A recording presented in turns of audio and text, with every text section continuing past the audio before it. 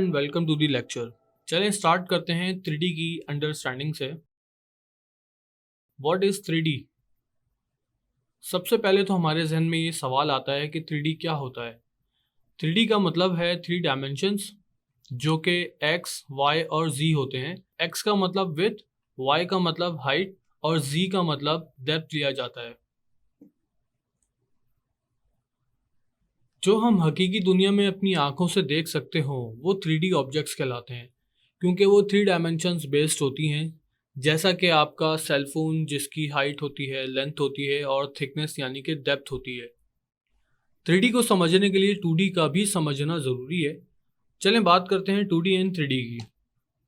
जैसे 3D 3 dimensional होता है, बिल्कुल इसी तरह 2D 2 डायमेंशनल होता है। इन दोनों में फ़र्क सिर्फ Z यानी डेप्थ का होता है। 2D और 3D की जो कंपैरिजन विंडो आप देख रहे हैं, जिसमें आपके राइट पे 3D है और जो मिड में है वो 2D है, इन दोनों में सिर्फ और सिर्फ Z यानी डेप्थ का फ़र्क है। अगर हम 3D के अंदर से Z को निकाल दें, इरेज कर दें, तो वो भी सिर्फ और सिर्फ एक 2D ऑब्जेक्ट रह जाता है। फॉर एग्जाम्पल, अगर आप देखें, ये भी सिर्फ दो एक्सेस हैं, एक्स और वाई, और यहाँ 2D में भी सिर्फ दो ही एक्सेस आपको देखने को मिलेंगे, एक्स और वाई। इसी तरह से हमारे जितने भी शेप्स हैं वो सब के सब 2D कहलाते हैं, क्योंकि शेप्स का मतलब ये होता है कि आपने जस्ट सिर्फ किसी भी ऑब्जेक्ट के शेप को जस्टिफाई करना होता है कि वो शेप स्क्वायर है, सर्किल है या रेक्टेंगल है या व्हाटएवर लाइन है।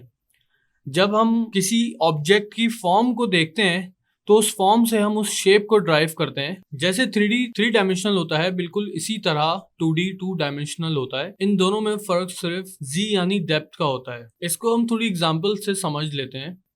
जैसा कि आप देख रहे हैं, एक एग्जांपल आपके सामने स्क्रीन पे मौजूद है, जिसमें आपके राइट पे एक 3D इमेज है और आपके लेफ्ट पे एक 2D इमेज है।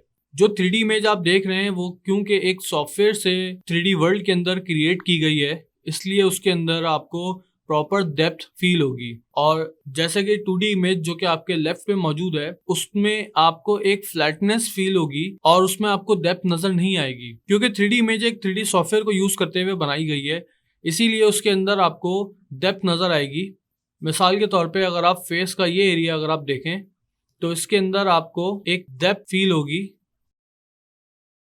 और 2D इमेज की अगर मैं बात करूं तो यहाँ पे देखें, आपको बिल्कुल फ्लैट एरिया नजर आएगा। इसी तरह से जितनी भी एग्जांपल्स आप आगे देखेंगे उन सब में आपको डिफरेंस क्रिएट हो जाएगा, एक 3D क्रिएटेड इमेज के अंदर और एक 2D इमेज के अंदर। आप इसमें देख सकते हैं बहुत वाज़ेह फर्क मौजूद है एक 2D और 3D का। यहाँ पर मैं आपको ये बात वाज़ेह कर दूं कि ये तमाम की तमाम इमेजेस 2D हैं, मगर कुछ इमेजेस 3D सॉफ्टवेयर्स को यूज करते हुए बनाई गई हैं, इसीलिए उन इमेजेस के अंदर आपको 3D फील आएगी। ये मैं आपको 3D की अंडरस्टैंडिंग देने के लिए दिखा रहा हूँ। इन इमेजेस को देखने के बाद हम 3D वर्क स्पेस में जाके 3D को समझेंगे। चलें चलते हैं अपने अगले लेक्चर की तरफ, जिसमें हम देखेंगे कि माया किस तरह से काम करता है, और इसको समझने के लिए हमें सबसे पहले माया का इंटरफेस समझना जरूरी है। चलें स्टार्ट करते हैं माया के इंटरफेस की तरफ।